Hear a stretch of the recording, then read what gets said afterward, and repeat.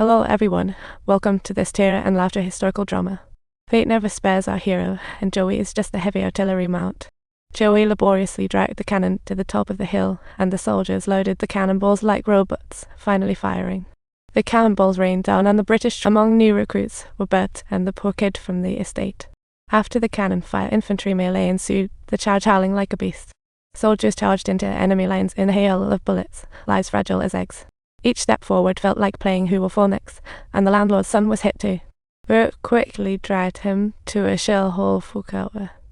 Despite their bitter feud, in that moment, they shared a silent brotherhood, and the fight raged on.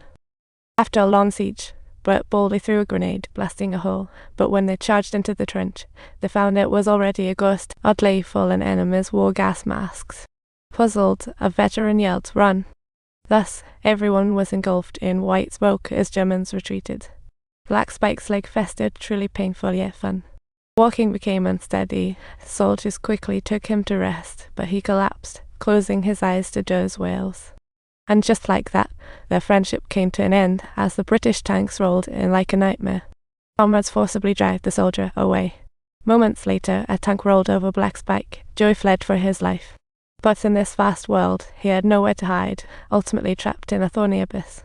The rumble of the tanks loomed like the footsteps of death, and as fate hung by a thread, Joey suddenly let out a piercing scream. He then jumped bravely over the tank, in a panic losing all his former calm and courage, darting like a shooting star across the battlefields. No matter where he ran, fate was playing with him.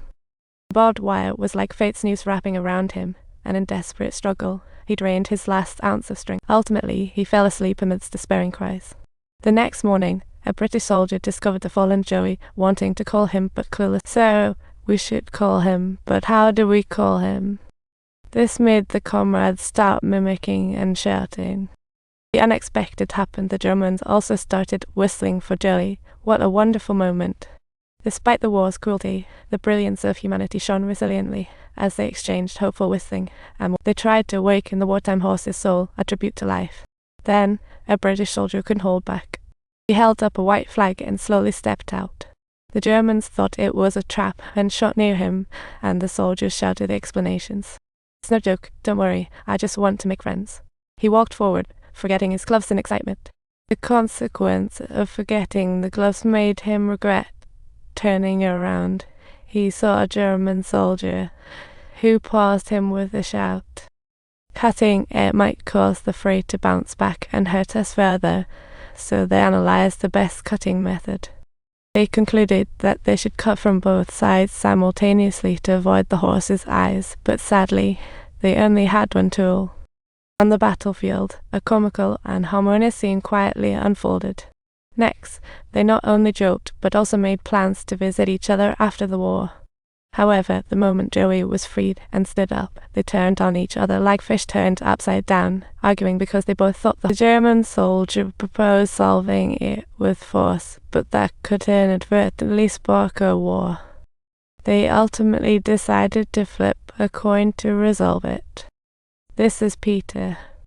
Peter M. Cullen, you can call him Cullen.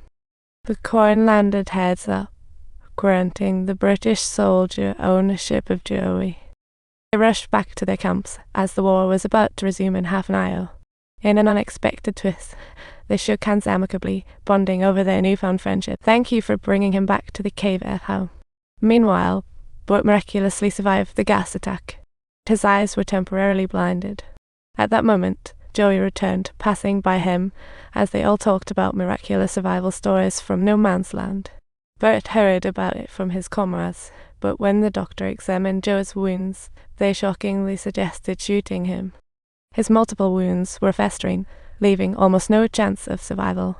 The soldiers were understandably distressed about it. Just as the gun was aimed at Joey, a familiar whistle echoed once again. Everyone turned curiously to look behind, but no one saw the whistling person.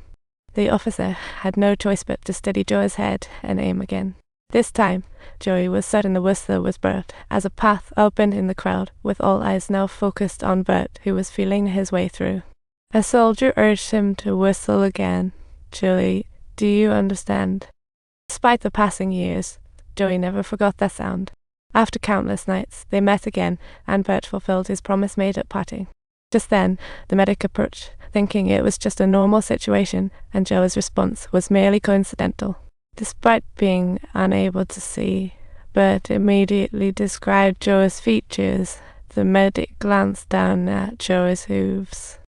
Finding discrepancies, Joe's soldier panicked, explaining the dirty hooves while fetching water.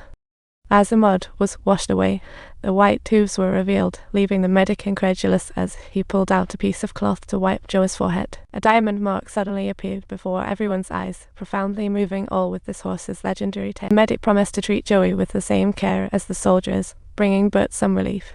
3 months later, that cursed war finally ended. Bert's eyesight returned, and he walked toward Joey with hope. But the general told him that only officers could keep their horses, all others would be auctioned off, and even the general couldn't do anything. Faced with this harsh reality, Bert sadly led Joey out of the stable, only to find a sea of people outside. His comrades knew Joe's story, cobbling 29 gold coins for Bert. Yet, at the auction, he met a French outsider with confidence.